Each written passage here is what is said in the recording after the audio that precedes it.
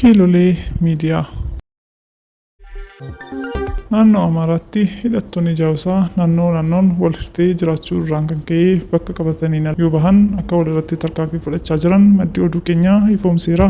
Iskandar Naggaa humni kun marii nagaa mootummaa waliin gochuuf ofiifiyyuu tokkummaa hin qabnu jechuun dubbatee jira. Gareen kun walqoodee sababa amantaa walirraa dhabeef walitti dhukaasaa akka jirus beekamee jira. Gareen kun walqoodee mootummaa wajjin wal loluyyuu sababa amantaa walirraa dhabeef walitti dhukaasaa akka jirus beekamee jira. Yeroo ammaa kana sababii kiiloo 4 galuu dhabuu isaaniin walitti deebi'anii wal fixaa jiru. Jarreen kun uummata naannoo sanaa hiraarsuudhaan kan hafe jijjiirama akka hin qabaanne hunduu kan beekudha. Torbanoota kana keessa immoo gareen Iskindirii fi Masrashiyaa irratti ka'uun walitti dhukaasuun tarkaanfii jibbisiisaa akka walirratti fudhachaa jiran dhagahamaa jira.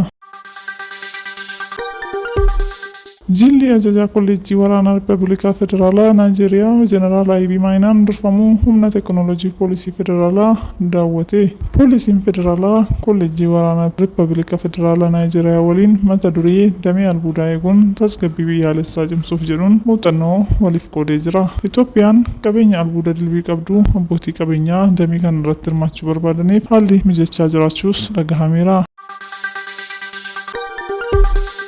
Biyyoonni miseensa garee torba qabeenya Raashiyaa akka hin sochoonee dhorkaman akka wabiitti qabachuun liqa doolaara biliyoona 50 Yuukireeniif eeyyamuu odeeffannoo keenyaa himaniiru. Sababa waraana Hamaas Israa'elii fi Raashiyaa fi Yuukireen irratti mariif Xaaliyaan itti argamuus dhagahamee jira. Kanaanis qabeenya Raashiyaa akka hin sochoonee dhorkaman akka wabiitti qabachuun liqa doolaara biliyoona 50 Yuukireeniif eeyyamuu gabaafameera. Qabeenyi Raashiyaa doolaara biliyoona 300 baasuu gamtaa Awurooppaa keessatti argamu ta'uu dhagahameera.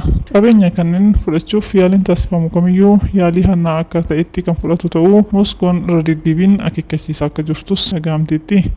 Kun miidiyaa Kiiloleedha. Qophii guyyaa irraa asumaan golomnaa nagaan tura.